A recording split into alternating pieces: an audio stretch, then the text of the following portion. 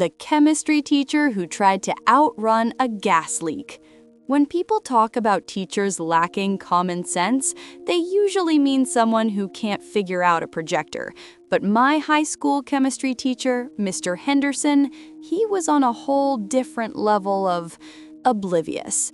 We were in the middle of a double-period lab, and the entire wing of the building started smelling like rotten eggs.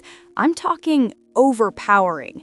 My lab partner, Maya, covers her nose and says, "Mr. Henderson, I think there's a gas leak. It's getting really hard to breathe."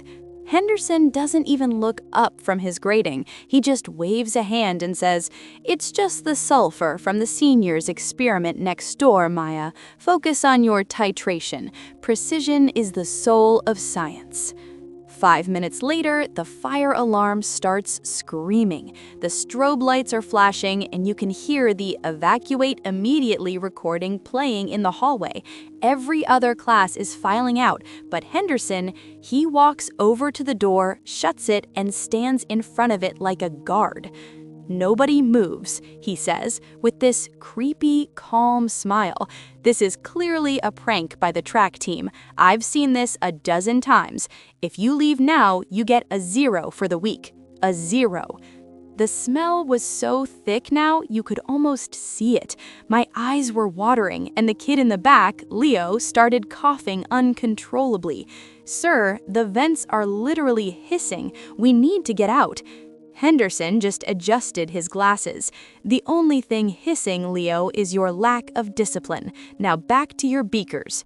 Suddenly, there's a muffled thoom from the basement. The floor vibrated so hard, a row of test tubes shattered on the floor. Maya didn't wait. She grabbed a heavy stool, looked Henderson dead in the eye, and said, "Move, or I'm making a new exit."